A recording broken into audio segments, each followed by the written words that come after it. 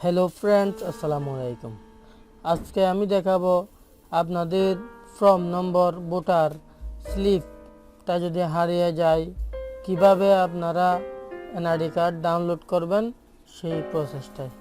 বন্ধুরা, আপনাদের যদি স্লিপটা হারিয়ে যায় অথবা আপনারা ভোটার হয়েছেন ওটা কোথায় রাখছেন সেটা আর খুঁজে পাচ্ছেন না, তাহলে আপনাদের এনআইডি কার্ডটি কিভাবে বাহির করবেন সেই প্রসেসটাই আজকে দেখাবো।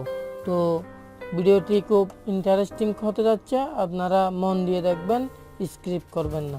বন্ধুরা, আপনারা যেটা করবেন সেটা হচ্ছে এনআইডি হেল্পলাইনে কল দিবেন। এই দেখতে পাচ্ছেন আমি এনআইডি হেল্পলাইনে কল দিছি এবং কথা বলছি ওদের সাথে। ফর্ম নম্বর ওই স্লিপ হারিয়ে গেলে কি করবেন সেই বিষয়ে কথা বলছি। তারা যেটা বলছে সেটা হচ্ছে আপনারা বন্ধুরা এনআইডি আপনার নির্বাচন অফিসে দেখা করবেন। নির্বাচন অফিসে গিয়ে দেখা করে আপনার জন্ম নিবন্ধনটা নিয়ে যাবেন এবং আপনার বাবার পিতামাতার এনআইডি কার্ড এবং আপনার যে জন্ম নিবন্ধন দিয়ে আপনি ভোটার হয়েছেন সেই জন্ম নিবন্ধনটি নিয়ে যাবেন ওখানে।